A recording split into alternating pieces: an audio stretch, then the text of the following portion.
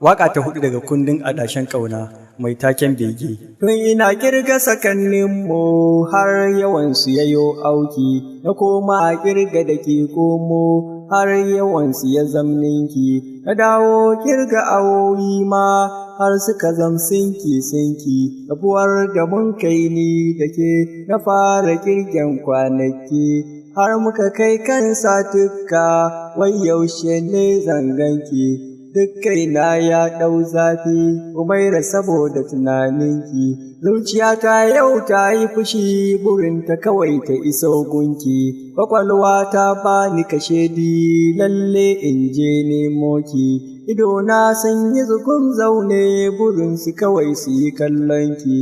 hanci na duk sun damu burinsu su arba da ƙamshinki. Kunnuwana yau sun yi lakwas suna kewa na kalamanki, bakina baya nishaɗi yana son amsar hirarki, ƙafafuna ba sa harka sun yi rashi na zuwa gunki. An yi mitin na ƙasa da ƙasa an tattauna ne kanki, tunani hankali sun taru a fada ƙwaƙwalwa ce sarki, zuciya ma ta samu zuwa sun tattauna batu kanki, sun ce san ba sa yarda in nisanta da kallonki, sun yi barazana da yawa a kaina in har na barki. Za su sako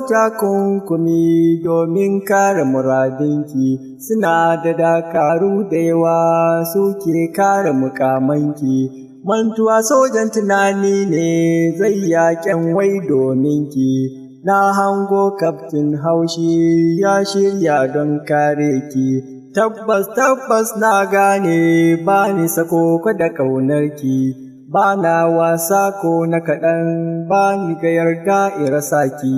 don kuwa zan kasa sukuni zan fuskanci baƙin aiki,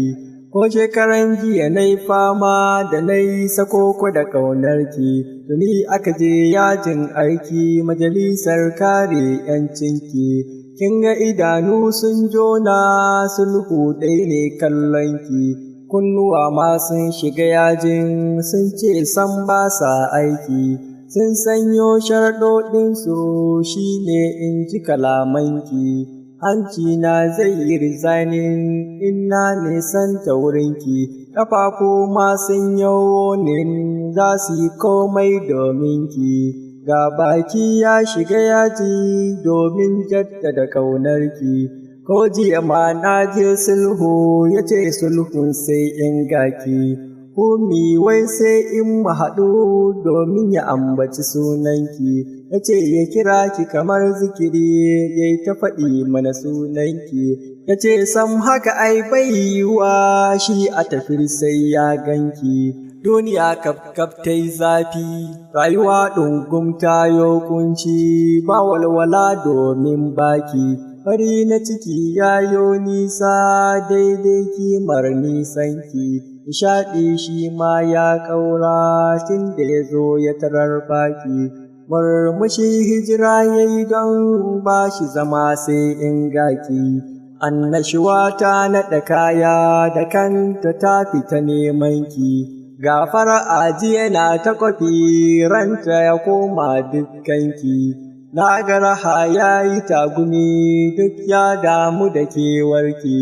numfashina ya sauya Aisha domin shauƙinki, bugu na ga zuci ya ƙaru dalilin hakan kuwa ni sarki, tunani na yau ya daskare kaifin na nan hannunki. Aisha zan neman sulhu a janye yajin aikinki. Ga ko dalilai ƙwarara don garsar da wakilanki, farko ba ra'ayina ba a tilas ne na baro gunki, na biyu na zo nan domin kare mutunci dominki, na uku nisantar juna ba ya rage mini ƙaunarki, ko da a zahiri na nisa a zuci ina nan a wurinki. Kai dalilan dai da yawa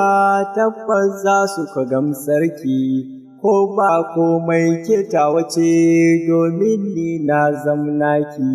ko ma menene kuwa dai zan kare miki ni ɗinki, sai ki rike mini ke ɗina rike kan naki a ni ɗinki, sai mu rike mana mu ɗinmu ke tawace ni ko naki, kin zama ke ɗin ni ɗina na zama ni in ke ɗinki, mun zama mu ɗinmu kuma mu guda ba maraki. Afna mance bismillah ina ta zubo zance kanki, Allah as-samadin ka tsare zarcewa da rawar baki,